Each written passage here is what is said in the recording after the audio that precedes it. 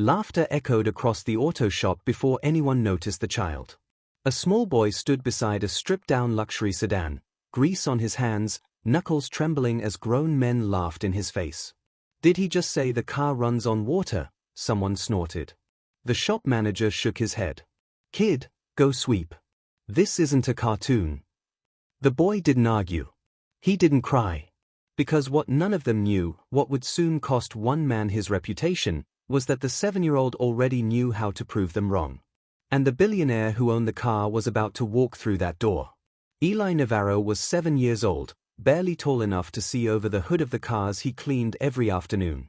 After school, he waited in the cracked vinyl chair at Monroe Street Auto Works in Detroit, Michigan, until his mother finished mopping offices 3 blocks away. She'd pick him up around 6. Sometimes later. Eli never complained. Money was always tight. Sometimes dinner was toast and eggs. Sometimes it was just toast. But Eli had learned not to need much. He needed to listen. He listened to engines misfire. He listened to mechanics argue over torque specs and fuel mixtures. He listened to problems no one could solve, and he remembered every word. His father used to say, "Machines talk, mijo. You just have to be quiet enough to hear them." His father had said a lot of things before the accident. Now Eli carried those words alone, folded into the back pocket of his jeans alongside a photo he never showed anyone. The shop smelled like burnt oil and old coffee. Fluorescent lights buzzed overhead. Eli sat on an overturned crate near the corner workbench, shoulders hunched, trying to make himself invisible. Invisibility was a skill he'd perfected. Most days, the mechanics forgot he was there. That was fine. Eli preferred it that way. When people forgot about you, they stopped pretending. They said what they really thought. They made mistakes out loud. And Eli learned. He learned that Russell Vance, the shop manager, talked louder when he didn't know the answer. He learned that Tommy, the youngest mechanic, always over-tightened the bolts. He learned that the diagnostic computer in the back room had been giving false readings for 2 weeks, and no one had noticed. Eli noticed everything.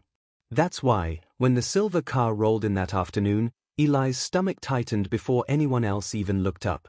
The car gleamed under the shop lights, sleek and expensive, the kind of machine that didn't belong in a neighborhood like this. It rolled to a stop near the main lift, engine silent, wheels barely whispering against the concrete. Russell wiped his hands on a rag, eyes narrowing. "Who ordered this?" he called out. No one answered. The tow truck driver stepped out, clipboard in hand. "Delivery for Monroe Street Auto. Owner said it won't start. Paid for premium diagnostics." Russell circled the car slowly, the way a wolf circles something it doesn't trust. Eli slid off the crate, moving closer, quiet as a shadow. The car was an Aquila X9. Eli had only seen pictures online. Experimental luxury sedan. Prototype engine. Rumored to cost more than most houses on his block. And written across the engine casing, in crisp white lettering, was a phrase that made Eli's heart skip. **HO assist prototype ** water-assisted combustion. Eli's breath caught. His father had worked on systems like this. Late nights in their garage, notebooks spread across the workbench, diagrams sketched in the margins. Eli had been 5, maybe 6, sitting cross-legged on the floor while his father explained how hydrogen could be extracted from water, how it could boost efficiency, how it could change everything. "Most people think it's science fiction," his father had said, smiling. "But it's just chemistry, mijo. And chemistry doesn't care what people think." Eli's fingers twitched. Russell popped the hood. The mechanics gathered around, murmuring, pointing. Someone whistled low. "This thing's supposed to run on water?" Tommy laughed. "What, like a boat?" "It's hydrogen assist," Russell muttered, squinting at the engine. "Supposedly. Rich people love buying into this garbage." Eli stepped closer, close enough to see inside.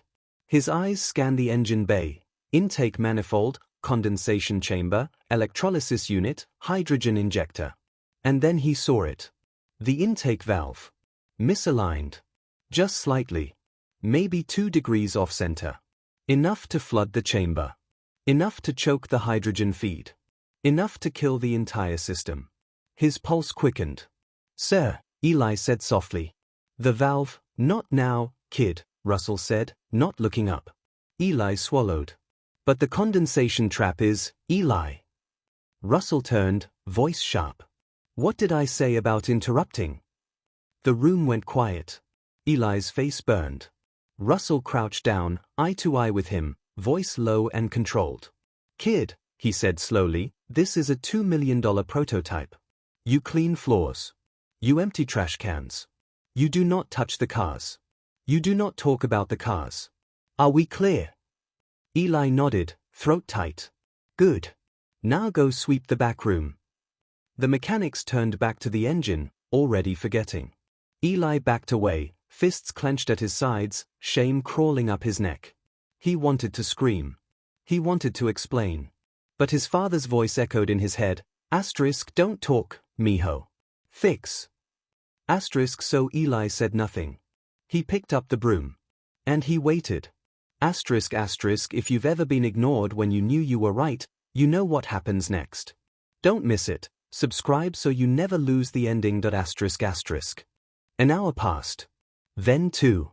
The mechanics worked in shifts, running diagnostics, checking connections, swapping components. Russell stood over them, arms crossed, jaw tight.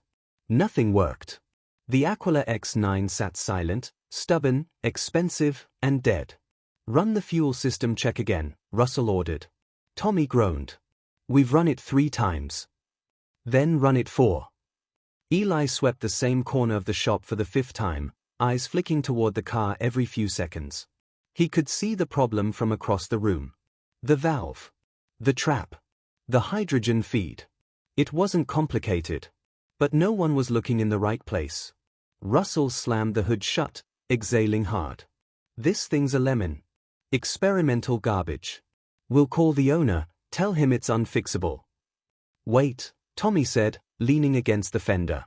"Didn't the delivery guy say the owner paid for *premium diagnostics?" Russell's jaw tightened. "Yeah. So, we've been here 2 hours and we've got nothing. If the owner's paying premium, he's gonna want answers." Russell's eyes darkened. "Then we'll give him answers. We'll say the hydrogen assist system is fundamentally flawed. Design failure. Not our problem." Eli's hands tightened around the broom handle. That wasn't true. The design wasn't flawed. The installation was. "Sir," Eli said quietly, voice barely carrying. "It's not the design." Russell turned slowly. "What did you just say?" Eli's heart hammered. "The system. It's not broken. The valve's just, oh, here we go." Russell laughed, loud and sharp. The other mechanics looked up. "The kid who cleans our toilets thinks he knows more than certified technicians." Tommy grinned. "What's next, Eli? You gonna tell us it runs on wishes and dreams?" Laughter rippled through the shop. Eli's face flushed hot. "Sir, I'm just saying, no." Russell stepped closer, voice dropping to something colder. "You're not just saying anything. You're a 7-year-old kid whose mom mops floors. You don't know anything about engines. You don't know anything about hydrogen. You sure as hell don't know anything about a $2 million prototype." Eli's throat closed. Russell leaned down. "You know what you're good at." Eli didn't answer. "Staying quiet. Staying out of the way. That's what you're good at. So do that." The room fell silent. Eli's hands trembled. He wanted to run. He wanted to disappear. He wanted to go back to being invisible. But something in him refused. He looked up at Russell, voice steady despite the burning in his chest. "My dad worked on systems like this." Russell blinked. He designed hydrogen assist engines. For 3 years. Before he died. The mechanics exchanged glances. Russell's expression didn't change. "That's real sad, kid. But your dad's not here. And unless he left you an engineering degree, you don't get to talk." Eli's jaw clenched. Russell straightened, turning back to the car. "Someone get me the owner's number. We're closing this out." Eli stood frozen, broom still in his hands, heart pounding so hard he thought it might crack through his ribs. He tried. He'd spoken up. And it hadn't mattered. Because no one listened to a kid whose shoes had holes in them. No one listened to a kid who smelled like cheap detergent and free school lunch. No one listened to the invisible. Tommy grabbed a clipboard, flipping through papers. Owner's name is Conrad Hale. Numbers on the work order. Russell pulled out his phone. Good. Let's get this off our floor. Eli turned away, throat tight, eyes stinging. He wouldn't cry. Not here. Not in front of them. He dragged the broom toward the back room, shoulders hunched, head down. But just before he reached the doorway, he heard it. The front door chime. The shop went quiet. Eli glanced back. A man stood in the doorway. Tall. Mid-50s. Tailored charcoal coat, dark jeans, leather shoes that didn't have a single scuff. His eyes swept the room with the calm precision of someone who'd walked into 1,000 rooms and owned most of them. Russell froze. The man's gaze landed on the Aquila X9. Then it shifted. To Eli. Is that my car? The man asked, voice smooth, controlled. Russell cleared his throat. Yes, sir. You must be Mr. Hale. The man nodded once, still looking at Eli. And who's the kid? Asterisk asterisk most people wait their whole lives to be seen. Eli's moment just arrived. Subscribe before you miss what happens when the powerful finally pay attention. Asterisk asterisk. Russell's smile came fast, practiced, empty. That's just Eli, sir. Cleaning crew. He's not involved with your vehicle. Conrad Hale's eyes stayed on Eli for one more second before returning to Russell. What's the diagnosis? Russell clasped his hands together, confidence rebuilding. We've run full diagnostics, sir. Unfortunately, the hydrogen assist system appears to have a fundamental design flaw. The prototype technology just isn't viable in real-world conditions. We'd recommend a traditional engine swap if you'd like the vehicle operational. Conrad didn't blink. A design flaw. Yes, sir. In a system that's been tested in lab conditions for 18 months. Russell hesitated. Well, field performance can differ from, what specifically is flawed? Russell's jaw tightened. The hydrogen injection system isn't engaging. We believe it's a calibration issue at the manufacturing level. Conrad stepped closer to the car, hands in his coat pockets. Did you check the intake valve alignment? Silence. Russell blinked. Sir. The intake valve. It regulates hydrogen flow into the combustion chamber. If it's misaligned even slightly, the entire system floods. Did you check it? Russell exchanged a glance with Tommy. We ran the standard diagnostics. That's not what I asked. Russell's face flushed. We checked all primary systems, sir. Conrad's expression didn't change. He turned, scanning the room, and his gaze landed on Eli again. You, he said quietly. Come here. Eli's breath stopped. Russell stepped forward. Sir, the boy doesn't, I wasn't talking to you. The room froze. Eli's legs moved before his brain caught up. He crossed the shop floor, broom still in one hand, heart hammering against his ribs. Conrad crouched slightly, meeting Eli's eyes. What's your name? Eli, sir. You work here? No, sir. My mom, she works nearby. I wait here after school. Conrad nodded slowly. You've been watching us.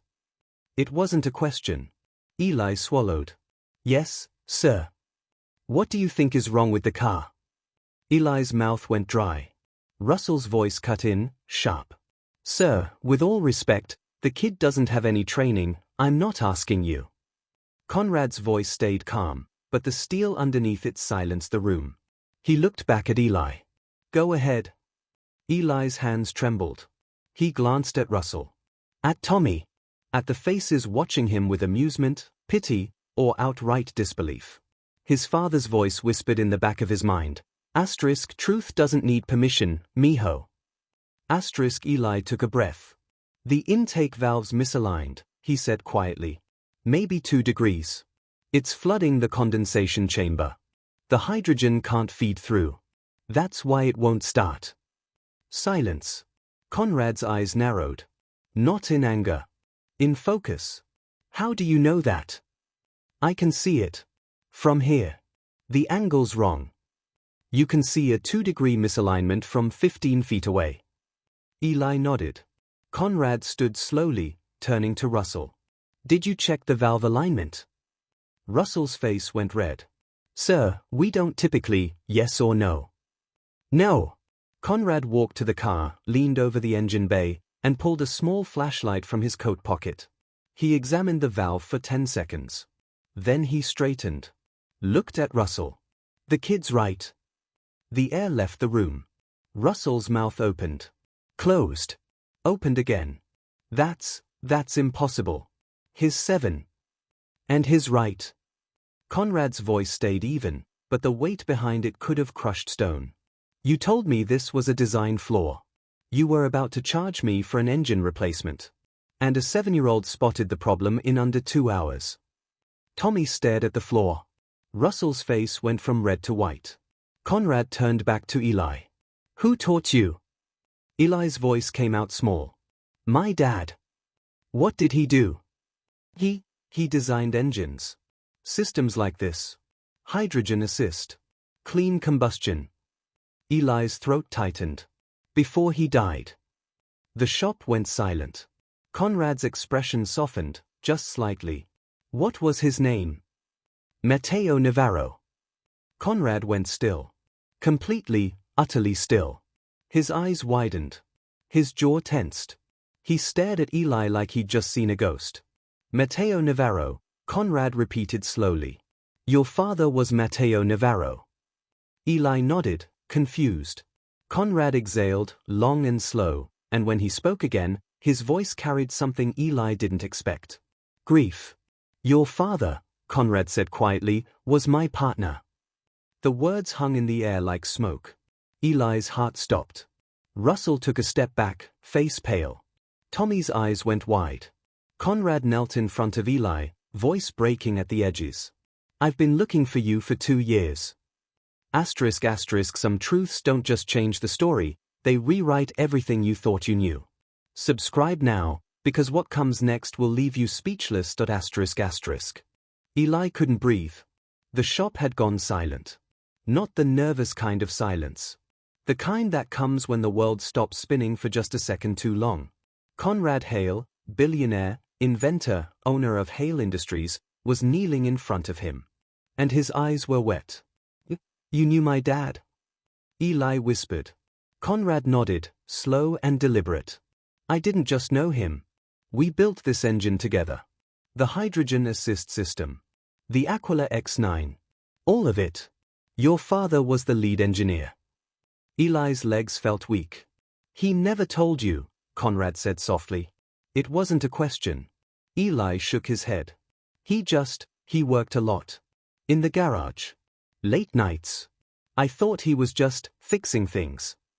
He was fixing everything. Conrad's voice cracked. He was trying to save the world, Eli. One engine at a time. Russell stood frozen behind them, face drained of color. Conrad rose slowly, gaze hardening as he turned toward the shop manager. You told this boy to sweep floors. Russell stammered.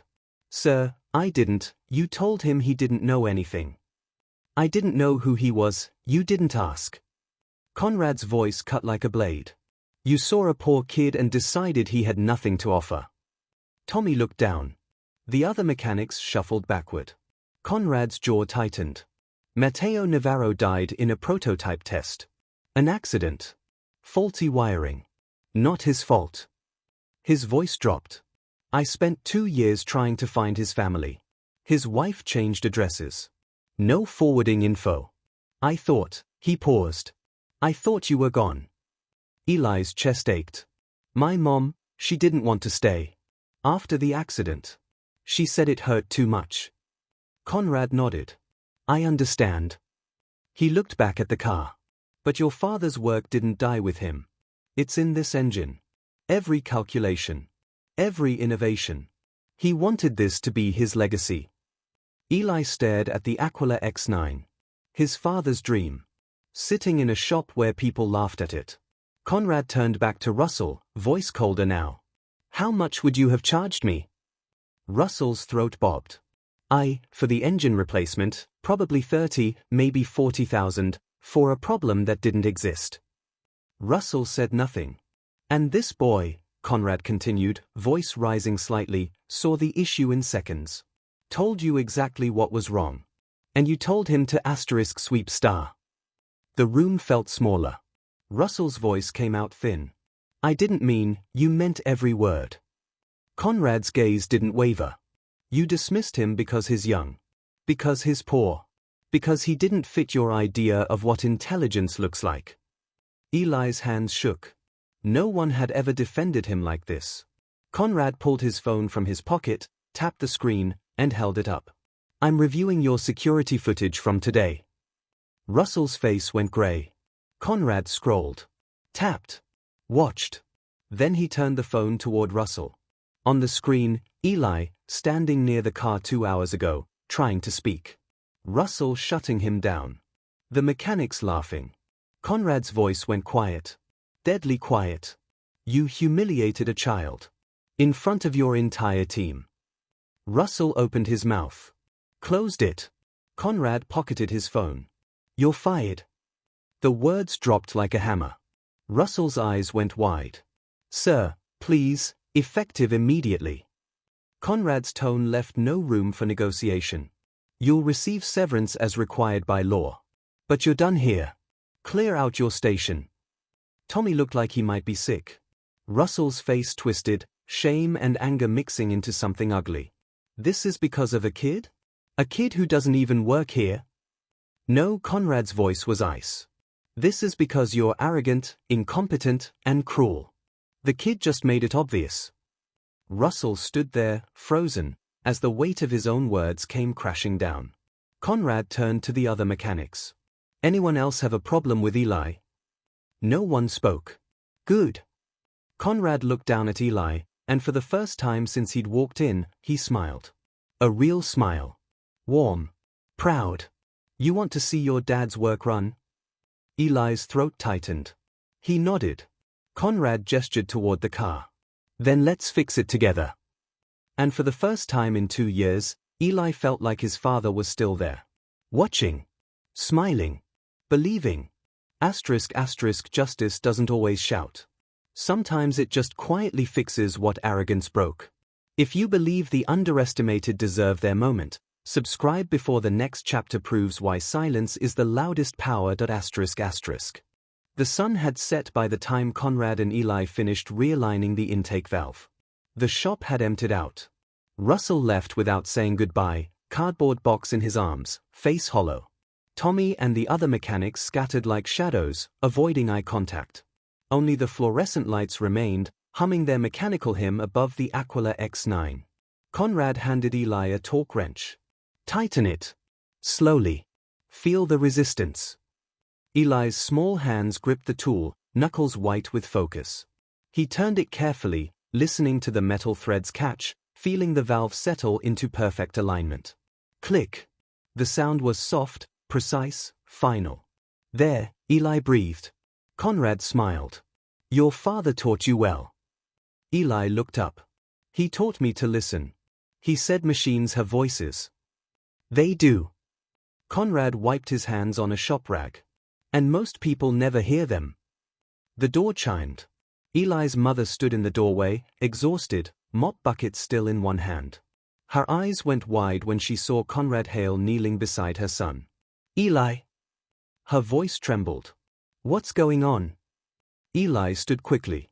Mom, I know who he is. Her voice was tight, guarded. She looked at Conrad. What are you doing with my son? Conrad rose slowly, hands open, voice gentle. Mrs. Navarro. I've been looking for you. She stiffened. We don't want anything from you. I'm not here to take anything. Conrad stepped closer, careful, respectful. I'm here to give something back. Her jaw clenched. You can't give back what we lost. No, Conrad's voice cracked slightly. I can't. But your husband's work, his legacy, it's still alive. And your son just proved he inherited more than his name. Her eyes flicked to Eli, then back to Conrad. Matteo wanted Eli to have opportunities, Conrad said quietly. Education. Resources. A future that wasn't limited by zip codes or paychecks. He pulled an envelope from his coat pocket. This is a scholarship fund. For Eli. Full ride. Any school he wants. Engineering, if he chooses. Or anything else. Eli's mother stared at the envelope like it might burn her. I don't want your guilt money, she whispered. It's not guilt. Conrad's voice was firm but kind. It's what Matteo earned. What he built. This engine, this company, it exists because of him. He deserves to know his son will be taken care of. Her hands trembled. Eli stepped forward. Mom. Dad would want this. She looked down at him, eyes wet.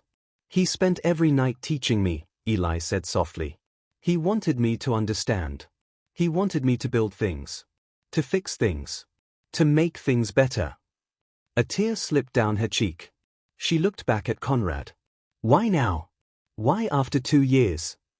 Because I didn't know where you were. Conrad's voice was raw. I tried. Private investigators. Old addresses. Dead ends. You disappeared. He paused. And I understand why. The accident, it destroyed me too. But I never stopped looking. Silence filled the shop. Eli's mother took the envelope. Her hands shook as she opened it. Inside, documents. Bank statements. Legal paperwork. A cashier's check with more zeros than she'd seen in her entire life. She covered her mouth. Conrad knelt in front of Eli one more time. You're brilliant, he said. Don't let anyone tell you otherwise. Not because you're young. Not because you're poor. Not ever. Eli nodded, throat tight.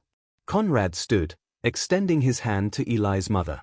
If you need anything at all, you have my direct number in that folder.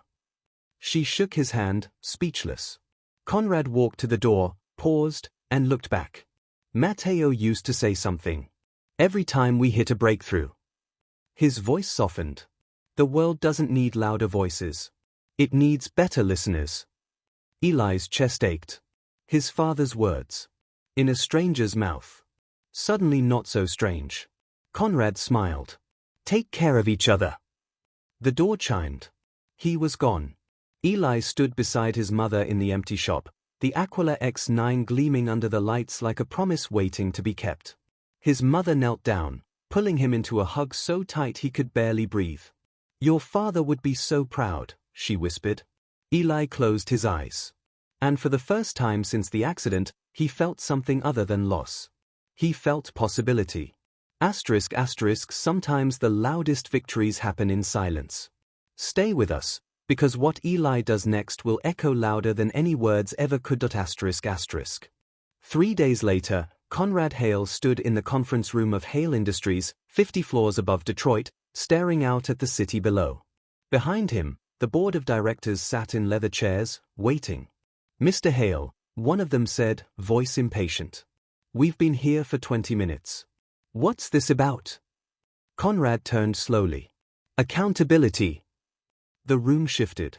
Conrad pressed a button on the remote in his hand. The wall-sized screen behind him flickered to life. Security footage. Monroe Street Auto Works.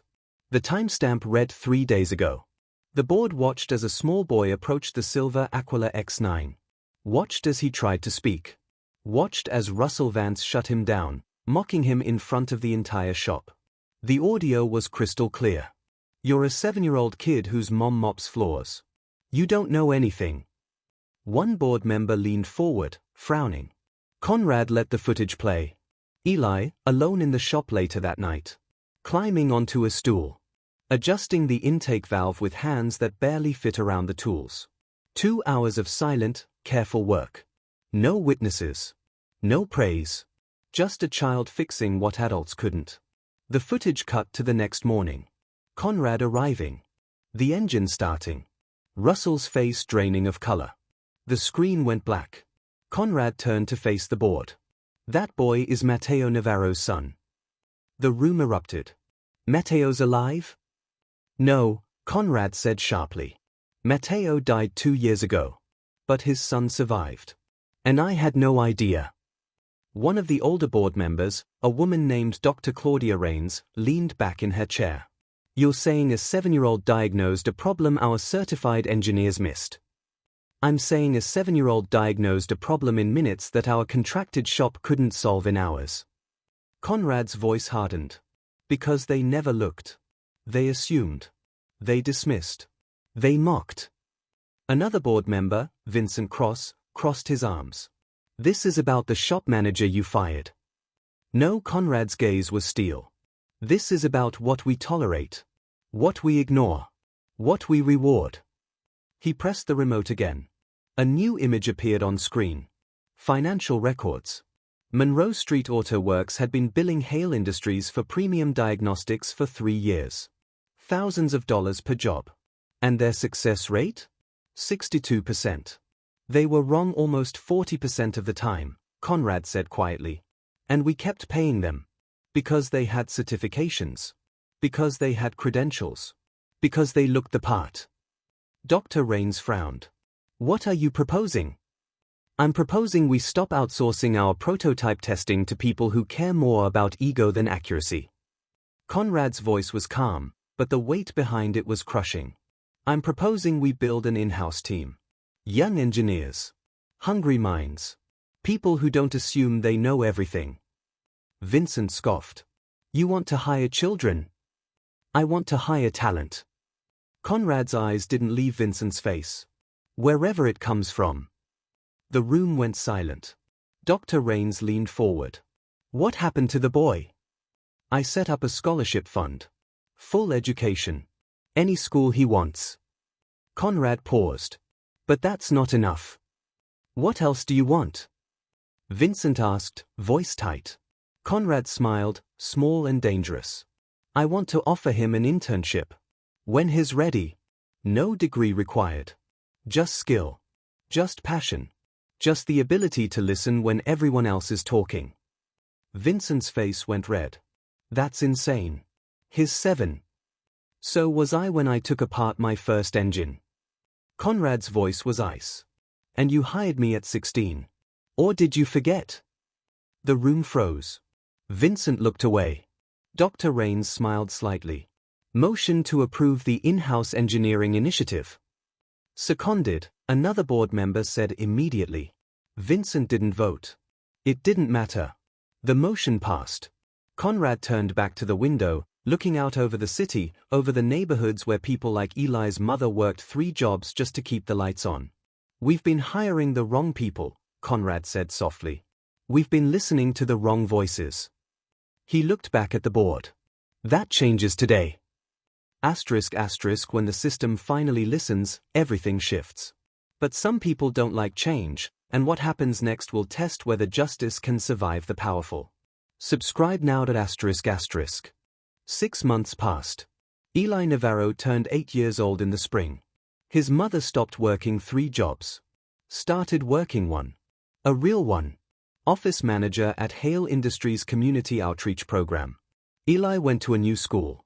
One with science labs and computer rooms and teachers who asked him questions instead of telling him to sit still. And every Saturday, Conrad Hale picked him up. Not in the Aquila X9. In a normal car. A old, beat-up sedan that rattled when it hit potholes. "Why do you drive this?" Eli asked one Saturday, climbing into the passenger seat. Conrad smiled. "Because it reminds me where I started." They drove to the Hale Industries testing facility on the edge of the city. A massive warehouse filled with engines, prototypes, tools, and engineers who didn't laugh when Eli walked in. They listened. Every Saturday, Eli learned. He learned about torque and compression ratios. He learned about fuel cells and electric drivetrains.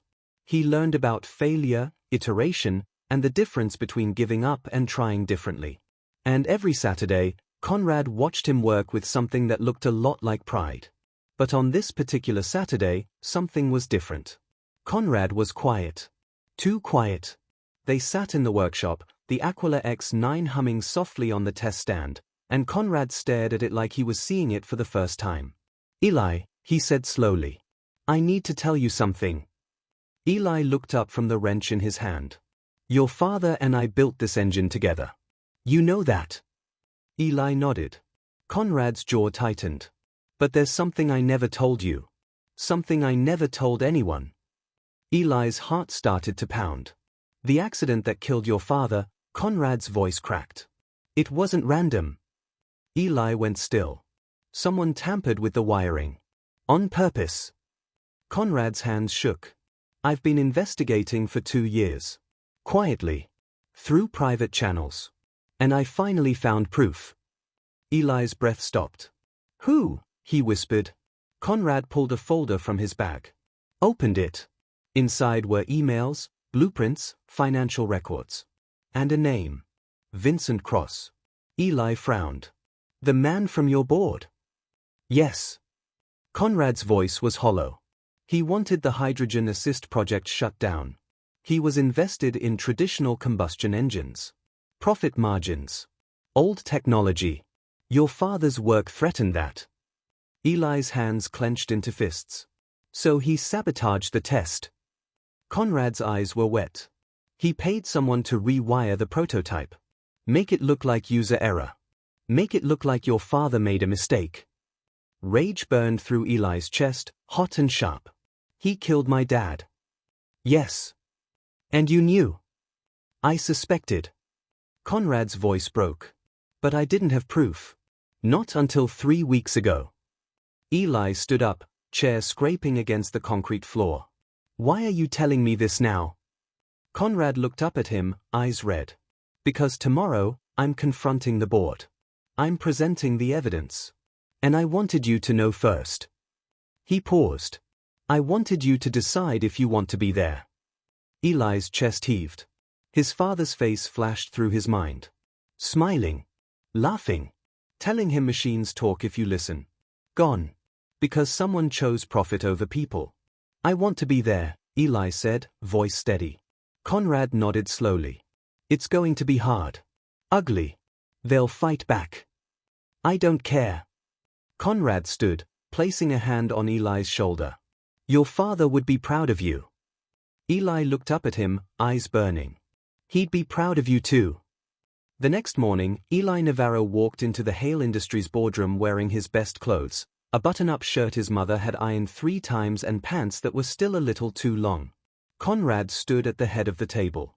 Vincent Cross sat across from them, smiling like he owned the world. He had no idea what was about to happen. Conrad pressed the remote. The screen lit up. And Vincent's smile disappeared. ***, justice doesn't always come fast.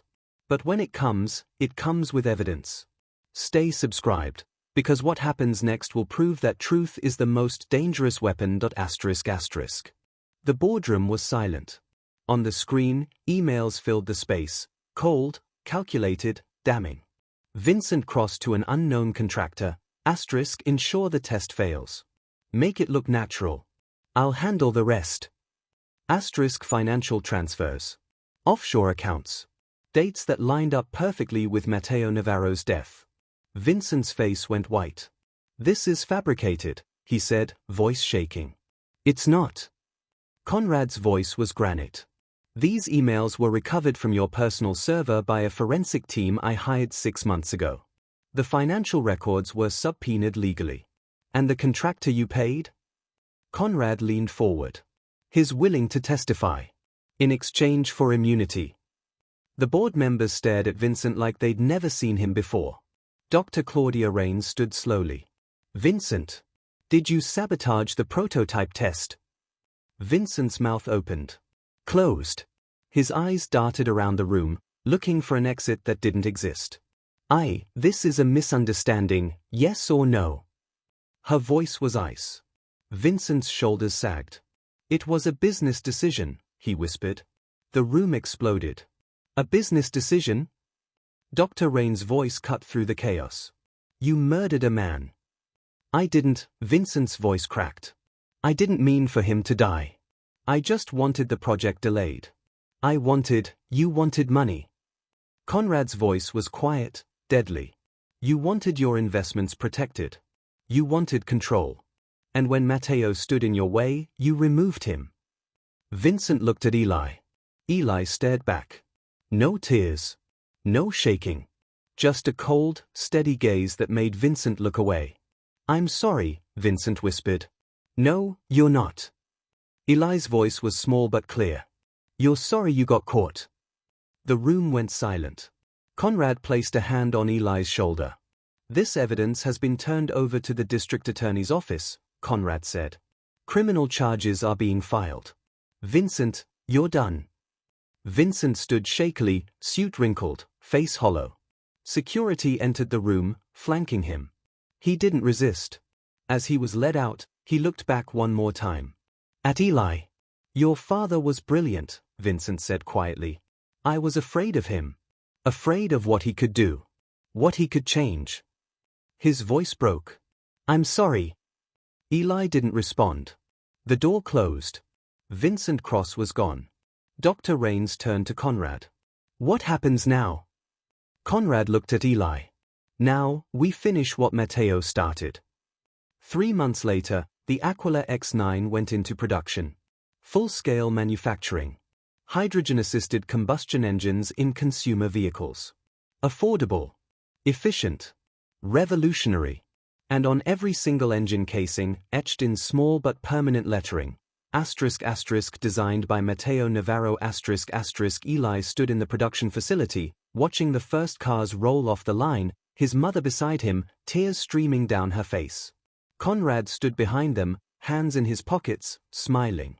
"He changed the world," Conrad said softly. "And he's still changing it." Eli looked up at him. "Will people remember him?" "They already do." Conrad gestured to the assembly line. "Every car that leaves this building carries his name. His work. His dream." Eli's throat tightened. His mother knelt down, pulling him close. "Your father would be so proud of you, baby. So proud." Eli nodded, eyes wet. "I miss him," he whispered.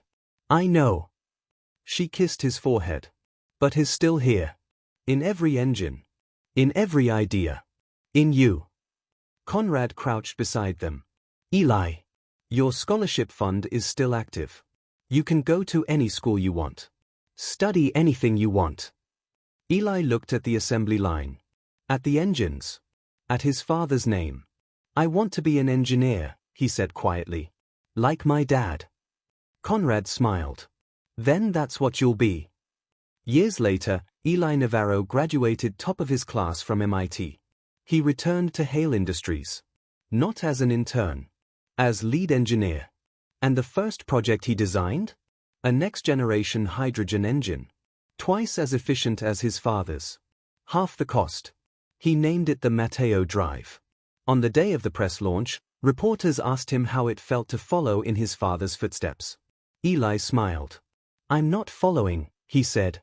"I'm finishing what he started. And I'm making sure the world knows his name." The cameras flashed. The engines hummed. And somewhere, in the space between memory and legacy, Matteo Navarro smiled. Because his son had done exactly what he'd taught him to do. He'd listened. He'd learned. And he'd built something that mattered.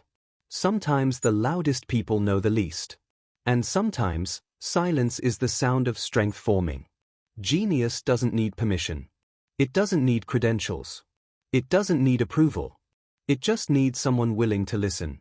If you believe hidden brilliance deserves recognition, if you believe the underestimated deserve their moment, if you believe truth will always rise, no matter how long it takes, then subscribe. Because the next story of quiet power is already waiting. And you don't want to miss it.